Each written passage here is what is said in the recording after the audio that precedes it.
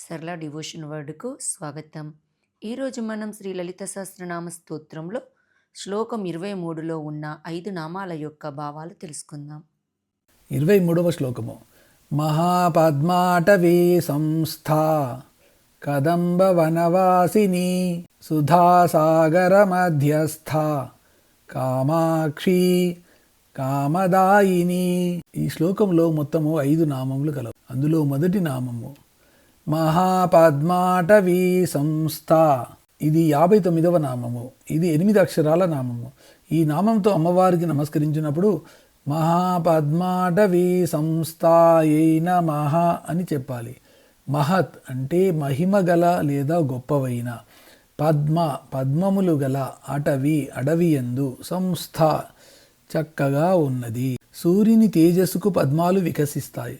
శుక్రము యొక్క సూక్ష్మ స్థితిలో ఉండే ధాతువులనే ఓజస్సు, సహస్సు, భ్రాజస్సు, తేజస్సులు అంటారు. సుగమ్నా మార్గం ద్వారా ఊర్ధ్వగతిలో పోయే కుండలినీ శక్తి అంటే ఈ తేజస్సు. సుగమ్నా మార్గం ద్వారా ఈ తేజస్సు పైకి పోతున్నప్పుడు మార్గమధ్యంలో ఉండే మూలాధారాది షట్చక్రాలను సృష్టిస్తూ చివరకు సహస్రారం చేరుతుంది. అక్కడ నుండి అమ్మవారి పాదాల ద్వారా స్రవింపబడే అమృత ధారలు సుగమ్నా మార్గం ద్వారా క్రిందకు వస్తూ షట్చక్రాలను సృష్టించి తడుపుతాయి. అప్పుడు ఆ చక్రాలు పద్మాల్లాగా వికసించడం చెందుతాయి. అందుకని షట్చక్రాలను షట్ పద్మాలని కూడా అంటారు. వీటికి పైన ఉన్న సహస్రారాన్ని మహాపద్మము అంటారు. ఇహ మహాపద్మముతో కూడుకొని ఉన్న షట్పద్మ మార్గాన్ని మహాపద్మాటవి అంటారు. ఈ మహాపద్మాటవిలోనే ఎప్పుడూ పైకి కిందికి చరిస్తూ ఉంటూ సహస్రార పద్మములు అయ్యవారికి కూడా సుస్థిర ఆనందాన్ని చేకూరుస్తుంది. కాబట్టి మహాపద్మాటవీ సంస్థ అనే నామం అమ్మవారికి సార్థకమైంది. మహిమగల షట్చక్ర పద్మాటవీ యందు ఉండునది, మహాపద్మమైన సహస్రారము నుండి నందు ఉండునది అని ఈ నామానికి 2 అర్థాలు చెప్పుకోవచ్చు. 2వ నామము ఈ శ్లోకంలో కదంబ వనవాసిని. ఇది 60వ నామము. ఇది 8 అక్షరాల నామము. ఈ నామంతో అమ్మవారికి నమస్కరించినప్పుడు కదంబ వనవాసిన్యై నమః అని చెప్పాలి.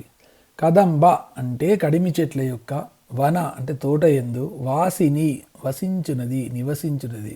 సంస్కృతంలో కడిమి చెట్టును నీప వృక్షము అని కూడా అంటారు. వర్షముతోనూ మబ్బులతోనూ ప్రత్యేక సంబంధాన్ని కలిగి ఉండేవి చెంగల్వ, కడిమి, నెమలి. వీటిలో కడిమి చెట్లు ముఖ్యమైనవి. దివిని భువిని వర్షాధారాలు కలుపుతాయి. ఈ వర్షాధారాలలోని ఆపస్సులు సృష్టికి దోహదపడతాయి. ఈ సంవత్సరాన్ని నిరంతరము కోరుకునే కడిమి చెట్లు. అందుచేతనే సృష్టి స్వరూపిణి అయిన అమ్మవారికి ఈ చెట్లు గల ఉద్యానవనము ఇష్టం. ఈ కడిమి వృక్షాలతో పాటు మధ్యలోనే ఇంతకు పూర్వనామంలో చెప్పిన చింతామణి గృహం ఉంటుంది. ఆ గృహంలో అమ్మవారు ఉంటుంది. అందుకని కదంబ వనవాసిని అనే నామం అమ్మవారికి సార్థకమైనది. కడిమి చెట్ల తోటలో నివసించునది అని నామానికి అర్థము. తర్వాతి నామము సుధాసాగర మధ్యస్థ. ఇది 61వ నామము. ఇది 8 అక్షరాల నామము. ఈ నామంతో అమ్మవారికి నమస్కరించేటప్పుడు సుధాసాగర మధ్యస్థై నమః అని చెప్పాలి. సుధా అనే పదానికి వెన్నెల, అమృతము అనే అర్థాలే గాక చివరకు సున్నము అనే అర్థము కూడా వస్తుంది. ప్రస్తుతం అమృతం అనే అర్థానికి సంబంధించిన మాటగానే తీసుకోవాలి. సాగరము అంటే సముద్రము. సముద్రము అంటే ముద్రలను తన యందు కలిగినది. ముద్రలు అంటే అచ్చులు, మౌల్డ్స్ అని అర్థము. ప్రతి సృష్టికి అవసరమైన వాటి యొక్క మౌలికమైన అచ్చులను అన్నిటినీ మృతము, వినాశము కాకుండా తనలో ఉంచగలుగునది కాబట్టి దీనిని అమృత సముద్రము అంటారు. సాగర పదాన్ని విడదీస్తే సా ప్లస్ అగరము అవుతుంది. గరం అంటే విషము అని అర్థం అవుతుంది. దీన్ని బట్టి అంగరం అంటే అమృతం అనుకోవచ్చు. సుధాసాగరాన్ని మదిస్తే దానిలో ఇంతకు పూర్వం ఉన్నవన్నీ బయటపడతాయి. ద్రావణాన్ని వేడి చేస్తే పునఃస్ఫటికీకరణ జరిగి ఆ ద్రవణంలో కలిగి ఉన్న పూర్వపురవణాలన్నీ వేర్వేరు దశల్లో స్ఫటికాలుగా వేరుపడుతున్నట్లు మాట. క్షీరసాగరాన్ని మధించినప్పుడు కూడా ఇలాగే ఒక్కొక్కటి బయటపడ్డాయి కదా. అందుకే సృష్టి జరిగే విధానాన్ని గురించి తత సముద్రో అర్ణవాః సముద్రాదర్ణవాదదిః సంవత్సరో అజాయత సూర్యా చంద్రమసౌధత. యథా పూర్వం కల్పయత్ అని మహానారాయణంలో చెప్పబడింది. పూర్వకాలంలో లాగానే ఈ కల్పంలో కూడా సంవత్సరము, సూర్యుడు, చంద్రుడు మొదలైనవన్నింటినీ సముద్రములో నుంచి బయటకు రాబట్టి పడేయాలని దీని భావము. సాగరాన్ని సింధువు అని కూడా అంటారు. అసంఖ్యామైన బిందువులను చేరిక అనంతమైన సింధువును రూపొందిస్తుంది. లేదా అనంతమైన సింధువులో అసంఖ్యామైన బిందువులు ఉంటాయి. అందుకే సౌందర్యలహరిలో శంకరాచార్యుల వారు సుధా సాగర మధ్యంలో అని అనకుండా సుధా సింధోర్మధ్యే అని వ్రాశారు. మనలో ఈ సుధా సింధువు లేదా సుధా సాగరం ఎక్కడ ఉందో తెలుసుకోవాలి. మనం గుర్తుపెట్టుకోవాల్సిన సన్నివేశనాలు, సంఘటనలు, వ్యక్తులు, వస్తువులు మొదలైనవన్నీ మన మెదడులో బిందు రూప ముద్రలలో ఉంటాయి. ఈ బిందు రూప ముద్ర గల ఉత్పత్తి స్థానాన్ని యోని అంటారు. యోని గురించి తెత్తిరియా ఉపనిషత్తుల్లో ఉంది.